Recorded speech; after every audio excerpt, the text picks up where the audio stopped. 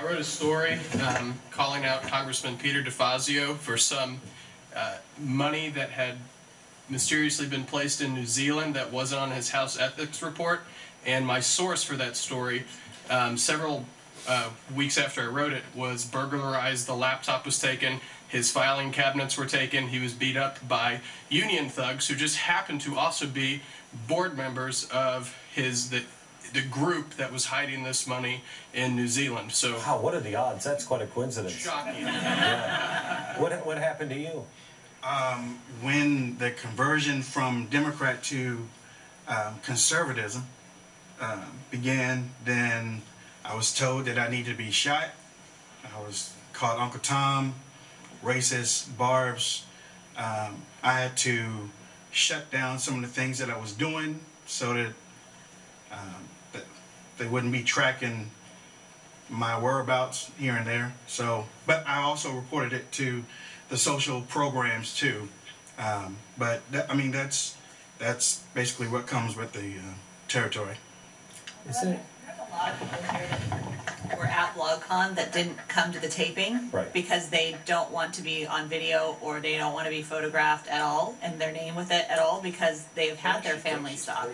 They've had unions show up and, you know, pick at their business or their home. They've had their children threatened, all for speaking out about the principles and values they believe in, or, as you said, you know, exposing something that very powerful people do not want exposed. So Dan, tell me about Occupy Wall Street in Portland. Well, this was before that. In 2009, I went to a Governor Kitzhaber event. He wasn't the governor at the time. He was being elected in a church in Northeast Portland.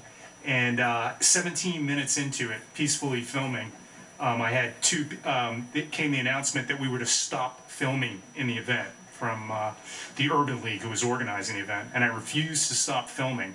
And this was one of my first things. I don't do this for a trade or anything like that. It was one of my first events to do this. And two people came, one sat on either side of me, and then when I wouldn't stop filming, a guy named James Posey, who ran for mayor at one point, he'll never run for anything again, punched my camera into my face. And fortunately, there was another guy who was with me who had the cross shot. Otherwise, it would have just looked like, you know, from my angle, you know, from the first person angle, it doesn't look like much. But so that was 17 minutes into the event when that happened, and the district attorney in Portland refused to press charges, saying that they have discretion in those things. I look at the surprise in your eye when they say that, but district attorneys have that discretion. And then when you look at it yourself and you want to sue these people, they probably, you know, will declare bankruptcy, and you have to risk your family being attacked and investigated and that sort of thing. So it's not without its downside, but I view us as being like the Thomas Paines of our time, and we do this as a sacrifice for freedom. Who else? Why do you do it?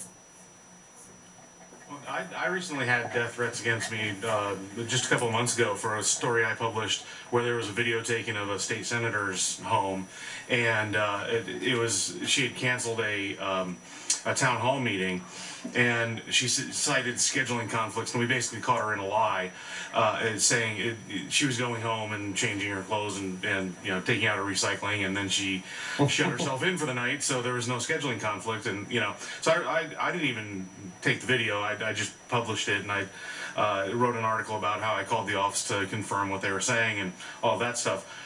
The whole process of that was I ended up getting death threats. I had a national smear campaign. I was in the New York Times. She went on Al Sharpton the very day after her office told a bunch of citizen journalists that she would have no further comment to the press about this.